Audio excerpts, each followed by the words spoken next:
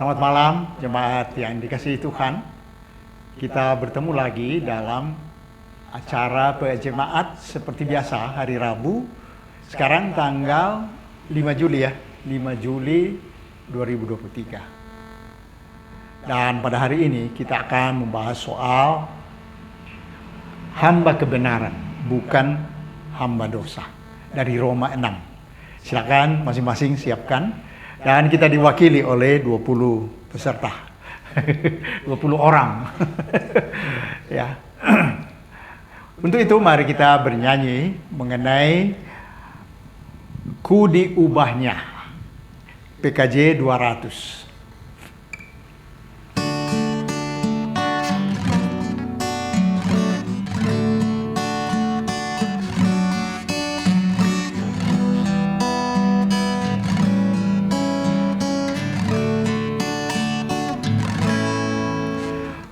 Diubahnya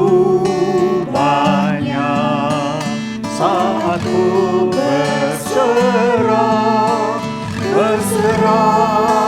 kepada Yesus. Ku diubahnya hingga jadi baru dan menjadi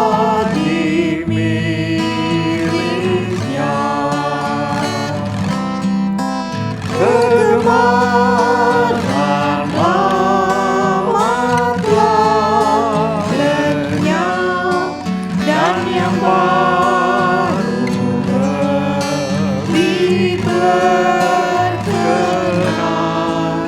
Ku diubahnya saat ku berserah dan menjadi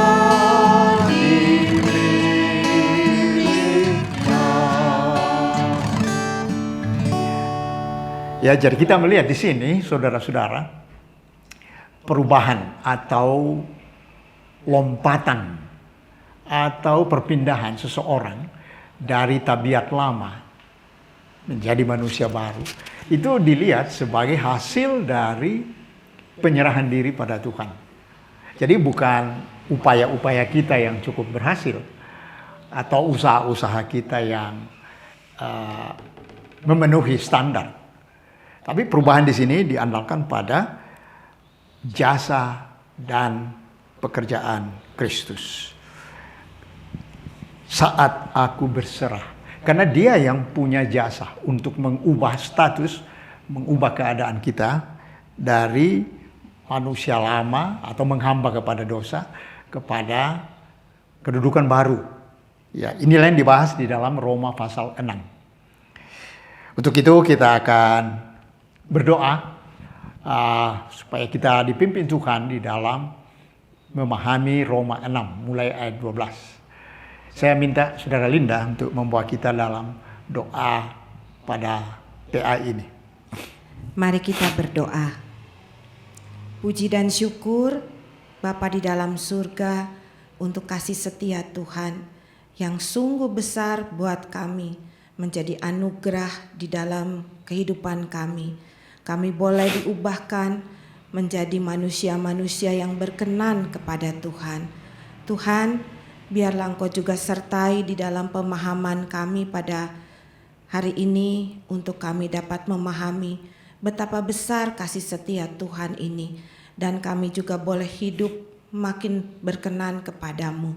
Sertai kami Tuhan, juga jemaat-Mu, sehingga kami boleh bersama-sama dipimpin oleh Roh Kudus. Dalam nama Tuhan Yesus kami bersyukur kepadamu. Amin. Amin. Mari kita membaca, saudara-saudara, Roma 6, mulai ayat 12. Saya bacakan dari terjemahan baru 2. Mungkin saudara-saudara yang pakai HP atau Alkitab terjemahan baru, ada beberapa kata yang beda atau susunan kalimat itu karena perubahan bahasa yang dipakai manusia sehari-hari. Jadi terjemahan baru 2 ini menolong sekali untuk membaca modern supaya jauh lebih jelas. Roma 6 mulai ayat 12. sampai ayat 23. Ini dibaca pada hari Minggu yang lalu juga, bacaan yang kedua. Sebab itu, hendaklah dosa jangan berkuasa lagi di dalam tubuhmu yang fana, supaya kamu jangan lagi menuruti keinginannya. Janganlah menyerahkan anggota-anggota tubuhmu kepada dosa untuk menjadi senjata kelaliman, tapi serahkanlah dirimu kepada Allah sebagai orang-orang yang dahulu mati, tetapi sekarang hidup. Serahkanlah anggota-anggota tubuhmu kepada Allah untuk menjadi senjata kebenaran. Sebab dosa tidak akan berkuasa lagi atas kamu, karena kamu tidak berada di bawah hukum Taurat, tetapi di bawah anugerah. Jadi bagaimana? Apakah kita akan berbuat dosa karena kita tidak berada di bawah hukum Taurat, tapi di bawah anugerah? Sekali-kali tidak. Apakah kamu tidak tahu bahwa apabila kamu menyerahkan dirimu kepada seseorang sebagai hamba untuk menaatinya, kamu adalah hamba orang itu yang harus kamu taati. Entah itu dosa yang memimpin kamu kepada kematian, entah itu ketaatan yang memimpin kamu kepada kebenaran. Namun syukur kepada Allah. Dahulu memang kamu hamba dosa, tapi sekarang kamu dengan segenap hati telah menaati pengajaran yang telah diteruskan kepadamu. Kamu telah dimerdekakan dari dosa dan menjadi hamba kebenaran. Dalam bahasa sederhana, aku mengatakan hal ini karena kelemahan kamu sebagai manusia. Sebab sama seperti kamu telah menyerahkan anggota-anggota tubuhmu menjadi hamba kecemaran dan kedurhakaan yang membawa kamu kepada kedurhakaan, demikian pula kamu sekarang harus menyerahkan anggota-anggota tubuhmu menjadi hamba kebenaran yang membawa kamu kepada pengudusan. Sebab waktu kamu hamba dosa, kamu bebas dari kebenaran. Buah apakah yang kamu petik waktu itu yang menyebabkan kamu merasa malu sekarang? Kesudahan semuanya itu ialah kematian. Namun sekarang, setelah kamu dimerdekakan dari dosa dan setelah kamu menjadi hamba Allah, kamu beroleh buah yang membawa kamu kepada pengudusan, dan sebagai kesudahannya ialah hidup yang kekal. Sebab upah dosa ialah maut, tapi karunia Allah ialah hidup yang kekal dalam Kristus Yesus, Tuhan kita. Nah, demikianlah saudara-saudara pembacaan kita dari Roma 6. Hamba kebenaran, bukan hamba dosa. Ya. Roma 6 ini, saudara-saudara, itu berisi pengajaran mengenai apa hasil yang dibawa oleh kematian dan kebangkitan Kristus bagi manusia. Ya. Jadi dalam pasal 6 ini seluruhnya kalau diperhatikan mengenai itu. Kristus sudah mati, Kristus sudah bangkit, apa hasilnya bagi manusia? Status manusia itu yang percaya kepada Kristus, dibaptiskan di dalam Dia, itu disebut berpindah dari yang lama kepada yang baru. Ya, berpindah dari hamba dosa menjadi hamba Allah. Dibaptiskan dalam Kristus menggambarkan penguburan orang itu bersama Dia dalam kematiannya. Dosanya ikut disalibkan. Nah, demikianlah cara-cara Paulus mengungkapkan dosa ikut disalibkan. Ya. Dan orang yang disatukan dengan Kristus dalam kematiannya akan menjadi satu juga dalam kebangkitannya. Itulah yang membuat manusia itu hidup dalam hidup baru. Seperti Kristus yang mati, demikianlah juga orang itu mati terhadap dosa. Seperti Kristus bangkit, demikianlah juga orang itu bangkit dan hidup bagi Allah dalam Kristus. Itu dijelaskan dalam ayat 1 sampai 11 ya. Ada beberapa kata yang dipakai di situ mengenai perpindahan status itu. Ya. Misalnya kita lihat pada ayat yang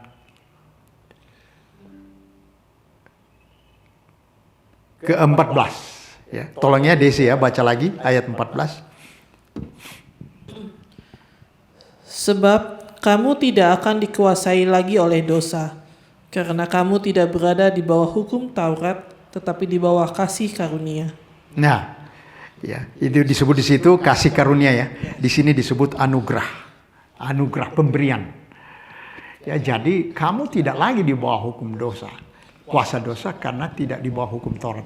Kalau di bawah hukum Taurat itu kan berarti orang harus berusaha memenuhi hukum-hukum agama itu, hukum Taurat itu, baru bisa terlepas dari dosa. Tapi kalau ada yang kurang, tidak sempurna, ya tetap ya, dengan upaya kita yang keras tidak bisa lepas dari dosa. Jadi sekarang kita di bawah anugerah yang dikatakan lewat kematian dan kebangkitan Kristus. Itulah inti dari ayat 1 sampai 11 yang kita baca tadi. Nah, dengan perubahan status kehidupan orang itu, maka hidupnya sekarang diabdikan kepada Allah, menghamba kepada Allah, bukan lagi kepada dosa. Menjadi hamba Allah berarti mengabdi kepada Allah. Hidupnya tidak tunduk lagi kepada penguasa lama, dosa, tapi tunduk kepada penguasa baru, yaitu Allah. Manusia dimerdekakan dari kuasa dosa dan menjadi hamba Allah, tunduk kepada Allah. Nah, itu kita baca misalnya dalam ayat 18. Ya, coba ya Linda ya bacakan lagi ayat 18. Kamu telah dimerdekakan dari dosa dan menjadi hamba kebenaran. Nah, itu kenyataan baru dari hasil kematian dan kebangkitan Kristus. Dulu manusia menjadi hamba kecemaran, ya, karena itulah keinginan dosa, membawanya kepada kedurhakaan, itulah tujuan dosa.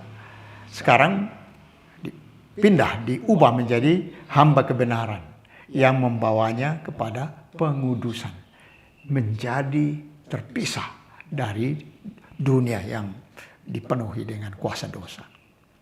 Menjadi hamba Allah sama dengan menjadi hamba kebenaran. Nah, inilah sedikit pengantar dari Roma pasal 6. Kita masuk ke tafsiran ayat-ayat ini dan apa maknanya bagi kita. Ayat 12 sampai 19 itu Paulus memberi kesimpulan praktis sesudah ayat-ayat sebelumnya. Ya, jadi dalam ayat 12 sampai 19 itu Paulus menunjuk pada apa akibat praktisnya, apa konkretnya kalau kita telah dipindahkan dari hamba dosa ke hamba Allah. Ya, ini menarik sekali. Sebab dalam kata-kata sebelumnya itu arti kematian ada juga di pasal 5. Coba kita lihat sebentar. Pasal 5 ayat 6 dan 8. Di situ digambarkan apa buah dari kematian Kristus bagi manusia. Ya, Roma 5 ayat 6 dan 8. Karena waktu kita masih lemah, Kristus telah mati untuk kita, orang-orang fasik, pada waktu yang ditentukan Allah. 8. Namun Allah menunjukkan kasih-Nya kepada kita dalam hal ini. Ketika kita masih berdosa, Kristus telah mati untuk kita. Jadi kita melihat di pasal 5 itu tindakan Allah, penentuan Allah bahwa Kristus ditentukan mati untuk orang-orang yang disebut di sini masih berdosa, masih di dalam kelemahan, atau yang di dalam ayat 6 dikatakan orang-orang fasik. Ya, tapi Allah menentukan Kristus akan mati bagi keperluan orang-orang itu. Kemudian dilanjutkan dengan pasal 6, di mana tadi kita melihat penggambaran kematian Kristus yang dirancang oleh Allah bagi keperluan orang berdosa. Karena itu akibat etikanya, kehidupan sehari-harinya, Paulus di dalam ayat 12 dan 13 ini memakai kata perintah. Ya, imperatif sifatnya. Ya. Coba ya, Desi baca lagi ayat 12, kemudian Linda ayat 13. Sebab itu, hendaklah dosa jangan berkuasa lagi di dalam tubuhmu yang fana, supaya kamu jangan lagi menuruti keinginannya. Janganlah menyerahkan anggota-anggota tubuhmu kepada dosa untuk menjadi senjata kelaliman, tetapi serahkanlah dirimu kepada Allah sebagai orang-orang yang dahulu mati tetapi sekarang hidup. Serahkanlah anggota-anggota tubuhmu kepada Allah untuk menjadi senjata kebenaran. Iya, terima kasih. Ayat 12 ya. Hendaklah dosa jangan berkuasa lagi. Itu kata perintah. Janganlah dosa berkuasa lagi. Ayat 13, janganlah menyerahkan anggota-anggota tubuhmu kepada dosa untuk menjadi senjata kelaliman. Jadi ada perintah, imperatif sifatnya kata kerja di situ. Janganlah. Hendaklah jangan. Ya, dan secara perbandingan ditunjukkan bagaimana manusia tunduk kepada dosa dengan yang berkuasa di atasnya itu dengan menjadikan sebagai alat kelaliman. Dipindahkan kepada kekuasaan penguasa baru yaitu Allah yang menjadikan dia alat kebenaran. Ya, jadi seperti ada dua raja. Ini manusia tunduk kepada raja ini jadi hamba. Menghamba. Apa saja dia mau, dia turuti. Lalu berubah menjadi pindah ke raja ini. Raja ini berkuasa juga. Apa saja yang dia mau, maka dia turuti. Nah, kata hamba di situ mempunyai arti yang lebih dalam dari pelayan. Sebab hamba di sini tidak bisa lagi disebut mempunyai hidup sendiri. Hidupnya ada di tangan raja itu. Kadang-kadang hamba ini namanya doulos ya dalam bahasa Yunani. Itu tidak bisa berkata tidak. Bahkan kadang-kadang hamba ini dibuang saja kalau tidak diperlukan. Kadang-kadang dibunuh saja kalau tidak diperlukan. Begitu manusia disebut di sini menghamba kepada dosa. Lalu diubah menjadi menghamba kepada Allah. Apa saja kata dosa dia ikuti. Sekarang apa saja kata Allah dia ikuti. Tidak bisa berkata tidak. Itu seperti raja yang menguasai. Ya, dulu Israel sering dijajah oleh bangsa-bangsa. Diperbudak oleh bangsa-bangsa. Pernah diperbudak bangsa Yunani, tunduk pada bangsa Yunani. Apa saja adat Yunani diikuti. Dewa-dewa Yunani ikut disembah. Ya, kadang-kadang terjadi bentrokan. Sesudah Yunani, Roma datang. Tunduk lagi kepada Romawi. Apa saja keinginan Raja Romawi atau Kaisar Romawi dituruti. Nah, begitulah gambaran Paulus di sini. Dosa raja yang pertama itu, yang berkuasa itu, memimpin kepada kematian. Ya. Sementara ketaatan kepada Allah menuntun kepada kebenaran dan akhirnya hidup yang kekal. Syukur kepada Allah. Nah, ada syukur di sini atas perpindahan ini. Manusia tidak bisa lepas dari raja sebelum dipindahkan oleh anugerah itu kepada Allah. Syukur kepada Allah ya, atas perpindahan.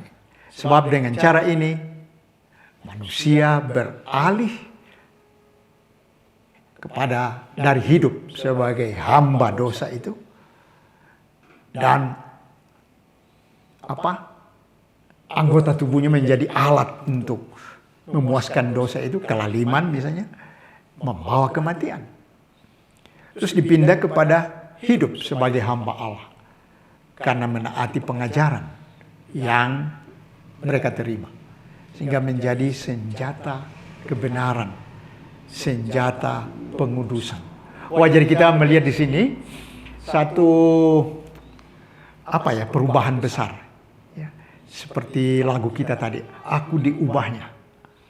Ya, jadi tanganku ini, pikiranku ini, mulutku ini diubah fungsi-fungsinya, diperalat untuk tadinya kecemaran, kelaliman, sekarang kebenaran, kekudusan. Ada praktek etis yang tampak sekali di dalam dorongan-dorongan imperatif dari Rasul Paulus itu. Ya, tidak lagi menyerahkan diri kepada kelaliman. Tidak ada lagi kekejaman.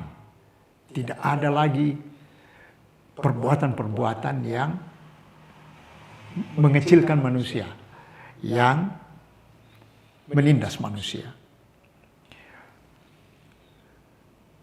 Ayat 20 sampai 23 kondisi hidup manusia di bawah kuasa dosa dan bebas dari kebenaran berujung kematian.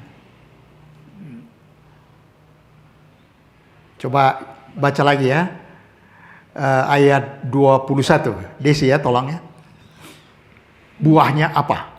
Dan buah apakah yang kamu petik daripadanya? Semuanya itu menyebabkan kamu merasa malu sekarang, karena kesudahan semuanya itu ialah kematian. Ya, jadi raja yang pertama tadi, dosa itu, menguasai manusia itu, memimpin ke dalam jalan yang dimaui, diingini sang raja itu. Dan ujungnya di sini, kematian, terpisah dari Allah. Dan ini disebut, sudah tahu ya, kamu sekarang merasa malu dengan buah yang diberikan, dihasilkan. Kamu mati. Ya. Kematian berarti terputus dari sumber kehidupan. Terputus dari Allah yang memberi hidup. Jadi dosa itu berkuasa besar untuk membuat kita ya masih sibuk, masih berupaya, masih studi, masih berdagang, masih punya usaha. Tapi sudah mati. Ada semacam putus hubungan. Seperti ini ya, lampu ini. Kalau dikatakan mati, itu berarti kita putus dengan sumber listrik. Ini semua jadi gelap. Ya, itu yang dihasilkan. Hasil akhir dari kekuasaan dosa itu adalah kematian. Upah dosa adalah maut. Ya, itu hasil kerja akhir. Ya, 23 tolong ya, Saudara Linda ya. 23. Sebab upah dosa ialah maut, tetapi karunia Allah ialah hidup yang kekal dalam Yesus Kristus Tuhan kita. Ya, ujung-ujungnya dosa itu mengantar kita kepada maut. Ya.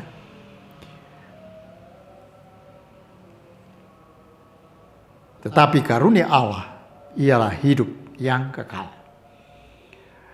Ini kebalikan. Ya, jadi di bawah raja yang baru ini, kita diantar ke hidup. Hidup yang kekal. Hidup yang tidak binasa.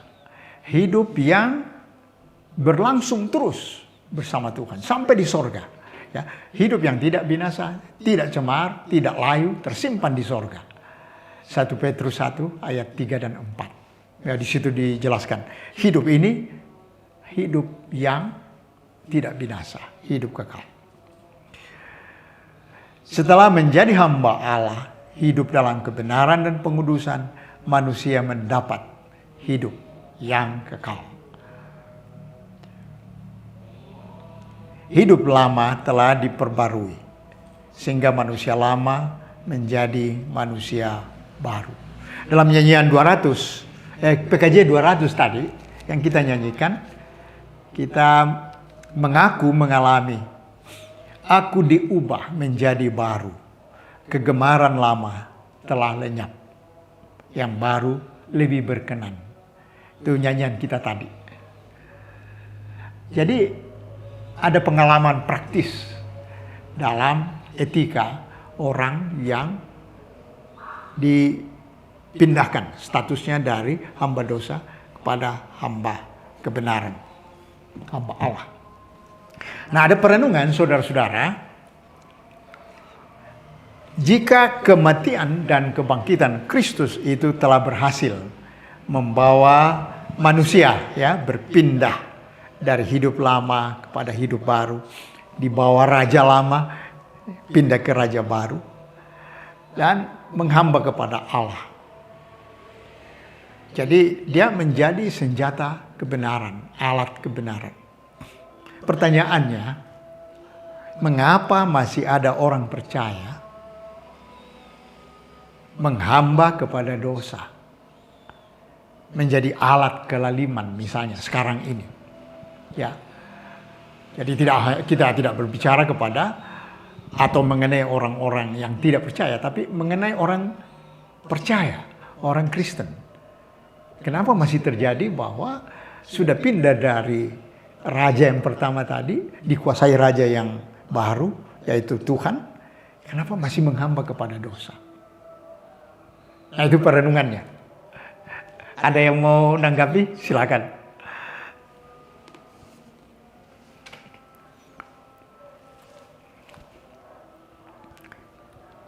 Pengorbanan Yesus di kayu salib itu kan mengubah kita dari kita hidup berdosa menjadi hidup benar.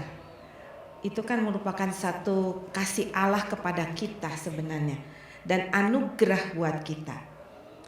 Sepertinya kadang-kadang orang tuh nggak kurang menghargai juga anugerah Tuhan, sehingga kalau dia pikir saya udah diselamatkan, ya udah kan pokoknya saya udah diselamatkan, tapi dia nggak belajar gimana relasi dengan Allah itu, nggak menyerahkan dirinya untuk kebenaran, nggak belajar kalau kita jadi hamba kebenaran tuh apa yang harus dilakukan. Apalagi kita kan masih manusia ya, hidup dalam daging, jadi mudah sekali kalau kita juga punya keinginan daging gitu ya. Nah, ini menarik saudara-saudara. Tadi istilahnya anugerah diberi tapi kurang dihargai, diberi tempat yang layak. Ini betul, ini doktrin, ajaran. Ya, saya tahu, tapi berhenti di sini. Sementara dia tidak mendapat tempat di dalam hati yang akan menjadikannya sumber untuk berjalan secara etika di tengah masyarakat. Istilahnya orang suka bilang Kristen KTP. Artinya menempatkan anugerah itu tidak pada tempat yang sentral, pada pusat hati. Hati ini kan hati tempat segala emosi dan niat-niat, keinginan untuk dikerjakan sebetulnya. Tapi kalau hanya di sini, di pengetahuan, kognisi, itu biasanya ada banyak pertimbangan, ada banyak pikiran yang bisa menggeser-geser juga.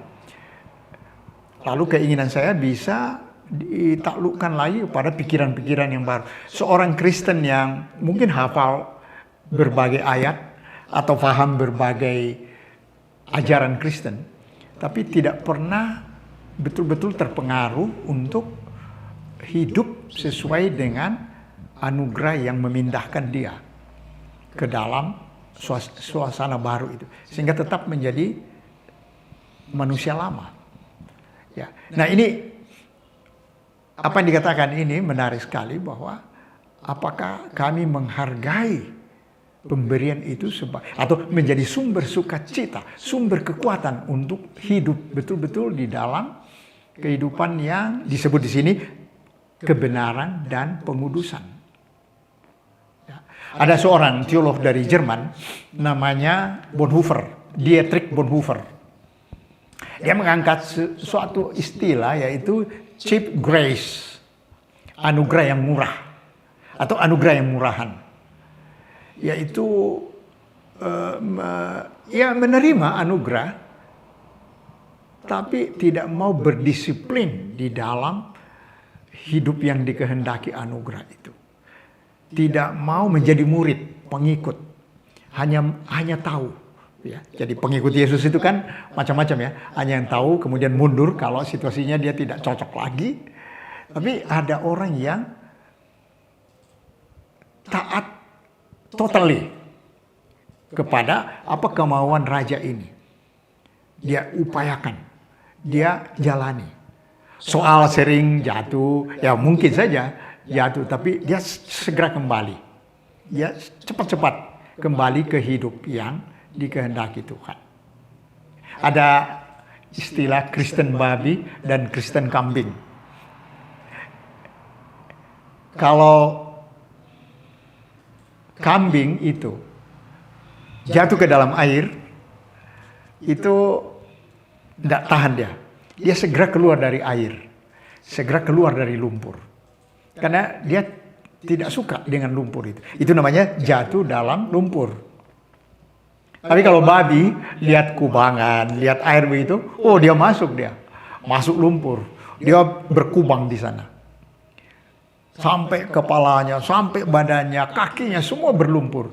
Dia akan berlama-lama di sana sampai puas.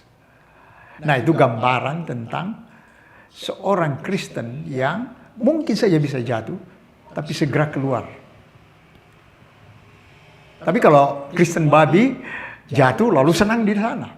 Nah, ini istilah Paulus, babi ini berkanjang dalam dosa, betah dalam dosa. Itu karena tidak memberi tempat kepada anugerah itu untuk menjadi pusat kehidupan dan kekuatannya untuk hidup. Ya, menarik. Ya. Cheap grace berarti anugerah itu jadi murah karena tidak diberi tempat. Ya. Tidak mau berdisiplin. Tidak mau bayar harga yang patut dia bayar, ya, dengan tidak melayani dosa. Ya. Ada lagi mungkin, Desi ada tambahan mengenai ini? Silakan. Kenapa ya masih banyak orang yang sudah dipindahkan Kristus tapi kok tetap menjadi hamba dosa? Kalau kata saya sih mungkin karena melihat kenyataan hidup. Maksudnya mungkin orang itu ya dia paham tentang anugerah keselamatan, dia paham dia harus ngapain. Tapi kenyataan hidup memaksa dia memilih. Mungkin kesulitan ekonomi, tuntutan keluarga, tuntutan orang tua gitu, tuntutan dari istri atau dari suami atau tuntutan dari anak membuat dia berpikir untuk lebih menyenangkan mereka daripada untuk menyenangkan Tuhan dengan memilih cara yang benar. Apalagi dengan kondisi ekonomi sekarang seperti yang lagi agak sulit gitu ya. Kecenderungan untuk bisa berpaling itu sangat tinggi gitu. Mungkin ada yang memberikan jalan keluar untuk berbuat curang, untuk bisa mendapatkan lebih supaya ekonomi keluarga terselamatkan. Itu bisa menggoda seseorang untuk bergeser dan ya mungkin Tuhan ngertilah untuk saat ini saya menyimpang sebentar ya karena keluarga saya butuh misalnya gitu. Jadi kekuatan untuk tetap bertahan di dalam jalur yang benar itu semakin ditantang untuk kamu kuat apa enggak, apalagi dengan kondisi seperti sekarang gitu. Jadi belum tentu dia tidak paham gitu, tapi memang kondisi kenyataan hidup bilang kamu harus milih, dan kadang-kadang kalau udah tuntutan begitu ya orang jadi suka mundur gitu ya. Apalagi kalau misalnya diancam, nanti udah kalau gitu kita bubar aja, kita putus hubungan aja segala macam. Kadang orang lebih nggak kuat gitu untuk bisa bilang nggak bisa, kebenaran Tuhan tetap yang saya pegang, dan itu tuh nggak mudah gitu. Ya, jadi ini menarik sekali. Ya, intinya tetap adalah bahwa anugerah itu di dalam pemahaman cukup dipikirkan, ditimbang secara kognitif, secara pikiran, tapi tidak mendapat tempat di dalam hati nurani yang menggerakkan kehidupan orang itu secara keseluruhan. Saya ingat beberapa tahun lalu, waktu gereja dibakar di Jawa Barat banyak, sehingga banyak pagar rumah yang ditulisi ini rumah orang yang beragama tertentu ya. Kalau ditulis rumah orang yang beragama tertentu, aman, tidak dibakar, tidak dirusak. Tapi kalau tulisan tidak ada di pagar bahwa ini rumah orang yang beragama maka dia tidak aman. Dan betul, dalam rumah itu ada keluarga dengan papa, mama, anak-anak, dan seorang gadis guru sekolah minggu di kota Tasik itu. Ini saya baca dari bukunya Pak Eka Dharma Putra. Papanya bilang, kita gantung juga tulisan. Ini rumah orang, lalu ditulis agama yang aman itu, supaya tidak dirusak orang. Gadis ini bilang, jangan Pak, justru ini saatnya kita menunjukkan kesetiaan kita di tengah kesukaran ini. Nah, kita lihat di sini, Papa berpikir mengenai yaitu tadi yang mengelilingi kita pertimbangan ya kita selamatkan diri dengan tulisan itu. Tapi gadis ini menganggap ini saatnya untuk setia kepada Tuhan dalam situasi ini. Jangan kita pasang penyelamat lain yang kita pikir akan mengamankan. Dan memang rumah itu akhirnya digeruduk oleh massa, kemudian mulai dibakar, sampai ke belakang itu sudah tercium bau api. Lalu mereka serumah itu lari meninggalkan rumah, ke belakang rumah, ke sawah-sawah, ke bukit-bukit, tidak tahu mau kemana. Sampai perjalanan itu berat sekali, sampai menemukan sebuah desa yang ada orang manggil-manggil, sini kalian, sini kalian. Kamu tinggal di rumah ini saya baru bangun, belum dipakai, tapi pakai aja selama kalian masih perlu. Dan itu menarik sekali karena yang mempunyai rumah itu adalah seorang Pak Haji. Jadi keluarga itu masuk ke dalam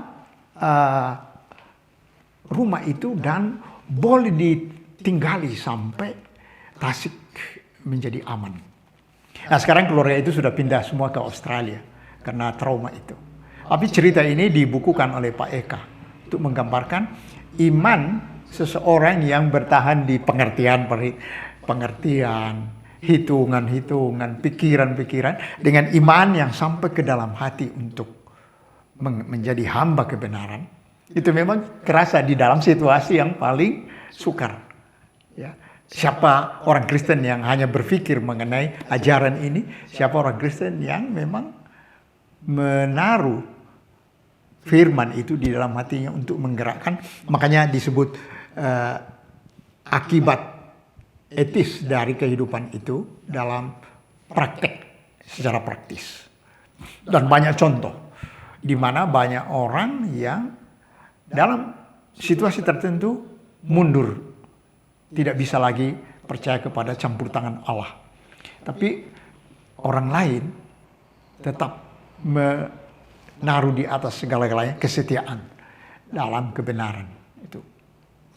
Ya, yang kedua, saudara-saudara, bagaimana kita perlu menjaga supaya hasil dan buah yang diperoleh melalui kematian dan kebangkitan Kristus bagi kita itu tetap, ya, maksudnya tetap menjadikan kita selaku hamba Allah dan menjadi alat kebenaran, bukan mundur lalu menjadi hamba dosa lagi. Gimana caranya? Kita berjaga-jaga, menjaga supaya tiap saat kita senantiasa tetap sebagai hamba Allah, hamba kebenaran.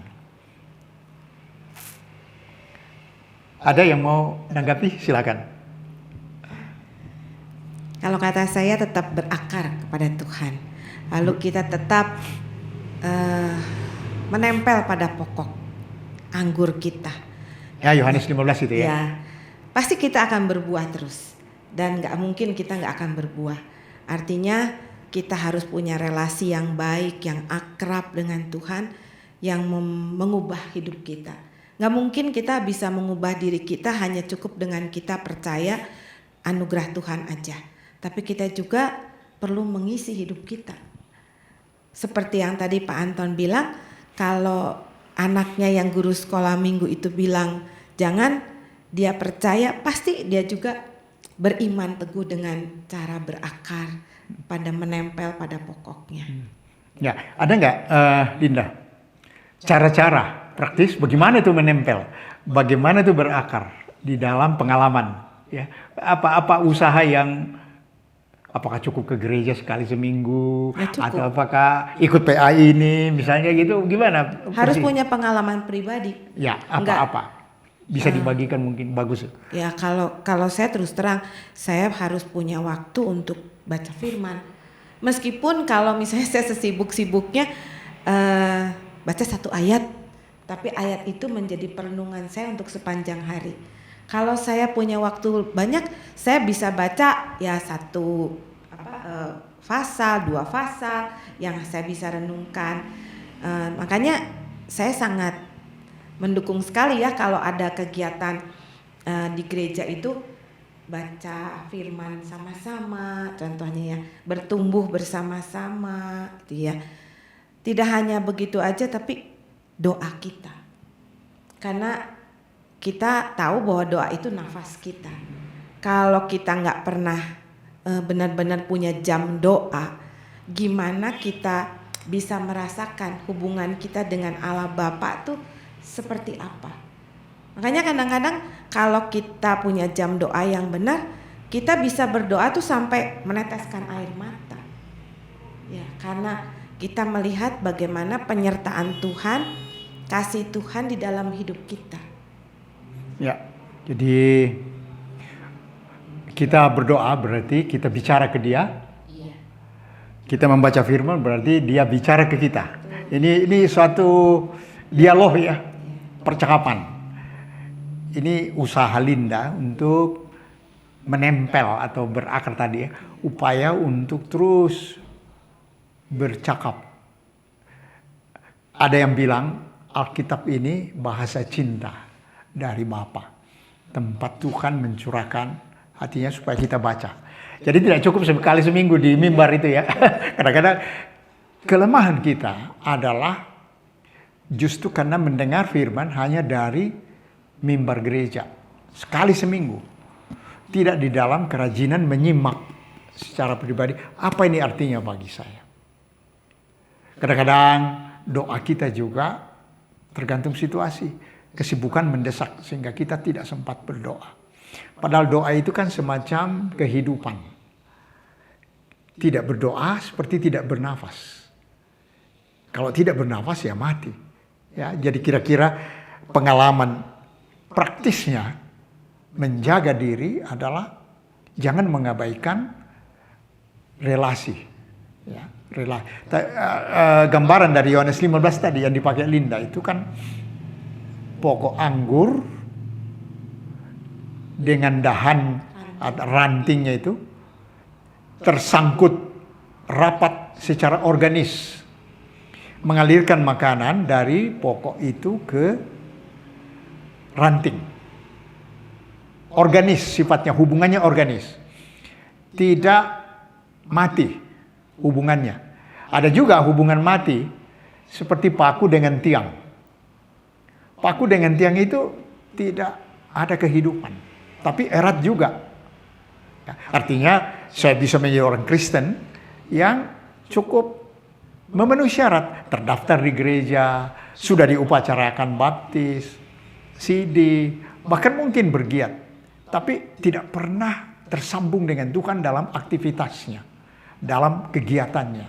Bisa terjadi begitu, bahwa saya punya hubungan dengan Tuhan administratif, mati, tidak seperti batang dan ranting yang hidup, organis. Ada saluran makanan yang memberi kemungkinan berbuah. Nah ini, Desi mau nambahkan mungkin yang kedua ini? Silakan. Iya, mungkin tambahannya kita bisa melihat kebetulan-kebetulan dalam hidup itu sebagai campur tangan Tuhan. Kadang-kadang kita melihat, cuman kebetulan ada orang lewat bantu saya misalnya. Bahwa nggak bisa melihat bahwa Tuhan menghadirkan orang itu untuk bantu kita gitu. Nah mungkin kita mulai harus mengubah cara berpikir dan cara memandang hal-hal yang terjadi dalam hidup kita itu sebagai campur tangan Tuhan. Karena itu bisa menolong kita untuk melihat bahwa Tuhan tuh nggak hilang. Tuhan tuh tetap ada gitu. Kadang-kadang kok bisa ya kepikir harus apa gitu. Oh, ternyata hal itu membantu kita di tahap berikutnya gitu.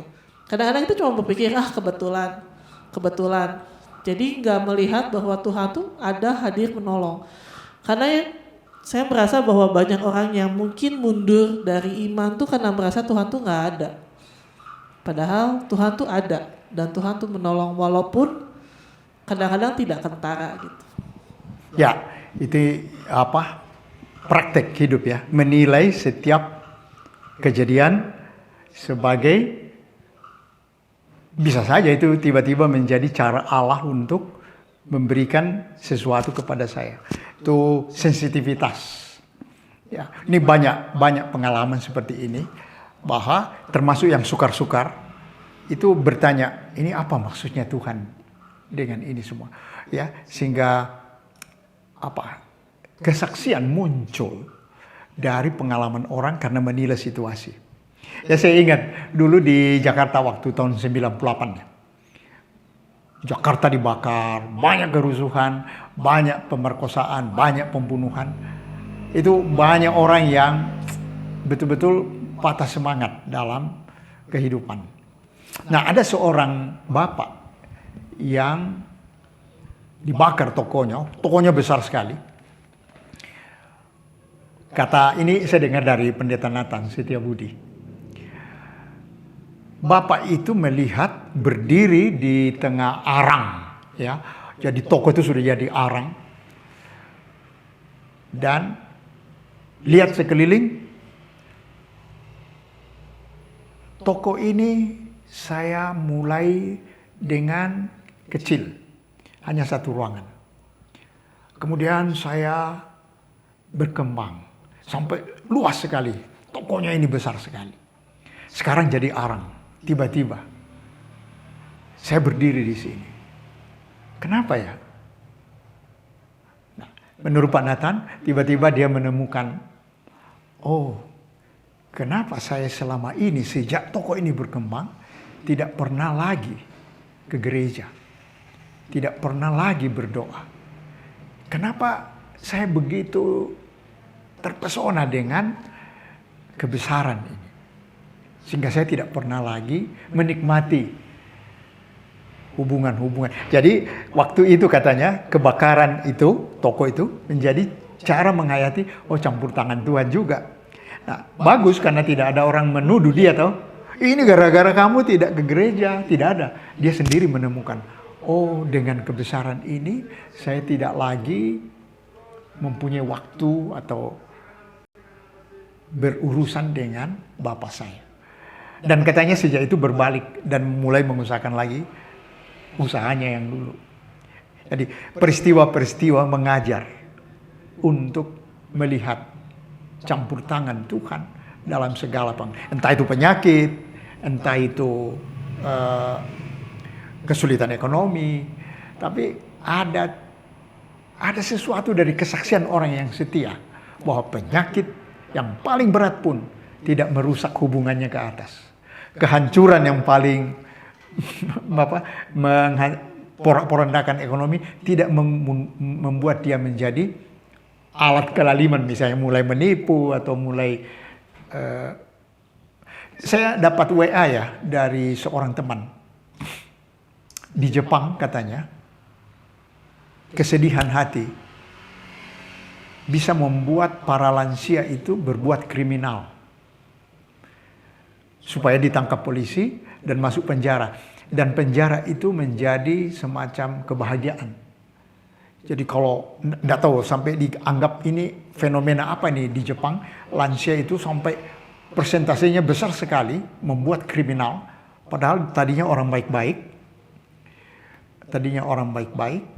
tapi sesudah tua mengalami semacam kalau sedih yang sangat mendalam, itu sengaja berbuat kriminal supaya ditangkap polisi dan masuk penjara. Dan ini satu hal yang bagi kita aneh, karena mendengar bahwa orang Jepang itu paling setia kepada nilai-nilai budayanya, kebenaran yang diyakini, adat istiadat, sehingga kalau ada rasa malu itu harakiri, mereka bunuh diri, tidak tahan malu. Tapi sekarang justru sebaliknya, kalau ada rasa malu, menanggung malu, sengaja berbuat kriminal supaya di penjara, karena penjara adalah kebahagiaan.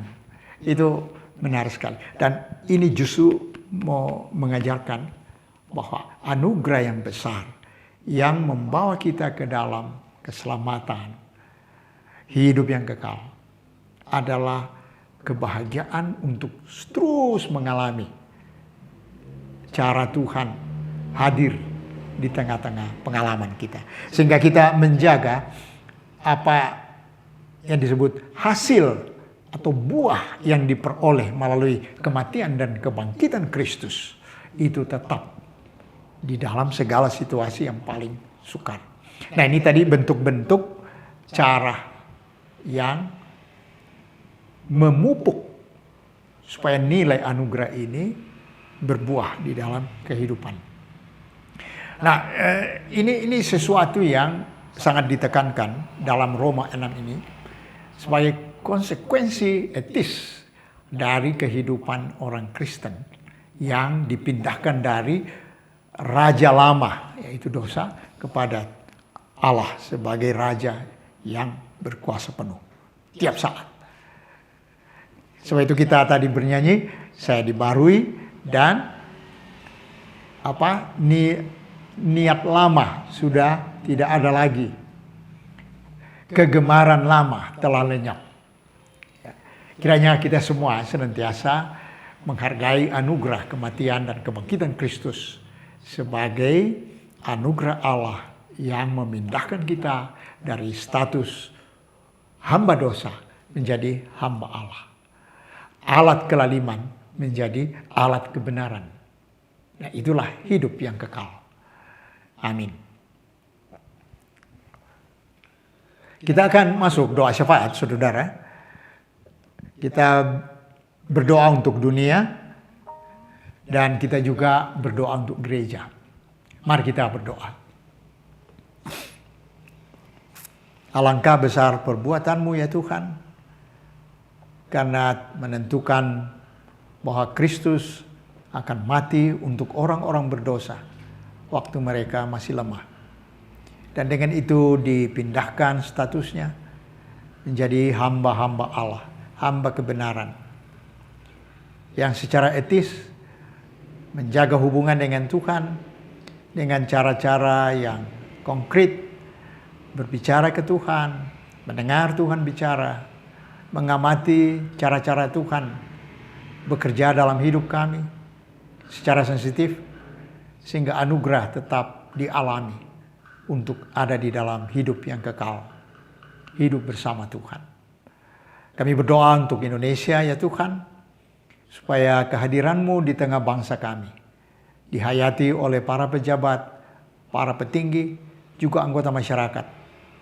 Khususnya di dalam tahun-tahun politik, di mana orang berlomba-lomba untuk menjadi pemimpin, baik di DPR, di daerah-daerah atau di pusat, menjadi anggota kabinet, menjadi presiden, wakil presiden, menjadi pemimpin di berbagai lembaga. Oh Tuhan, tolonglah supaya kami menghayati betapa anugerah Tuhan bagi bangsa ini besar, supaya kami pelihara, yaitu persatuan, perdamaian, keadilan, kebenaran, supaya kami semua bertekad menjadi alat-alat kebenaran.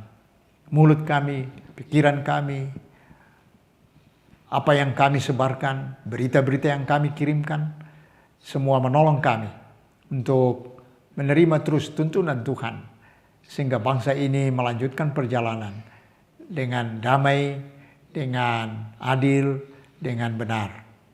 Terima kasih karena kami dipimpin dengan tertib oleh Presiden kami, Pak Joko Widodo, untuk menjadi bangsa yang menjadi perekat bangsa-bangsa dunia, menjadi kehadiran bangsa yang maju dan mengusahakan kebenaran, keadilan, kedamaian bangsa-bangsa di bumi. Terima kasih. Yalah Bapak, kami juga mau membawa jemaat kami, gereja kami, dan juga gereja-gereja dalam sedunia ini Tuhan ke dalam tangan-Mu. Ya Tuhan, kami memohon penyertaan-Mu supaya setiap aktivis, pendeta, penatua yang telah memberikan hidup untuk melayani, boleh terus menjadi hamba kebenaran tengah-tengah jemaat-Mu ya Bapa, dan bukan bekerja untuk melayani diri sendiri. Kami mohon Tuhan, hikmat yang berasal dari-Mu sajalah yang boleh menyertai dan menolong kami semua untuk bisa memberikan pelayanan yang terbaik untuk kemuliaan nama-Mu ya Bapa. Banyak pergumulan yang dialami oleh jemaat-Mu, tempat ini maupun di berbagai gereja lain Tuhan. Kami mohon supaya pergumulan-pergumulan itu boleh menguatkan kami untuk lebih berharap dan lebih teguh di dalam-Mu, bukan untuk membawa perpecahan ya Bapa. Dan biarlah di dalam kondisi dunia yang memiliki banyak pergumulan, jemaat-Mu boleh tetap menjadi terang-Mu, boleh tetap menjadi jemaat yang memberikan berkat Tuhan. Biarlah kehadiran kami tengah-tengah masyarakat boleh menjadi perpanjangan tangan-Mu, bahwa Tuhan boleh mengasihi masyarakat di Kota Bandung ini ya Bapak. Terima kasih Tuhan untuk perenungan kami pada malam hari ini. Biarlah firman yang boleh kami baca, firman yang boleh kami dengar, boleh menguatkan kami, menuntun kami di dalam kehidupan kami. Terima kasih Bapa, kami serahkan hidup kami hanya ke dalam tangan-Mu. Di dalam nama Yesus kami berdoa dan mengucap syukur. Amin. Amin. Terima kasih. Sampai di sini, saudara, selamat malam. Kiranya Tuhan selalu menyertai kita dalam istirahat malam ini atau melanjutkan tugas-tugas yang masih harus diselesaikan. Tuhan memberkati semua.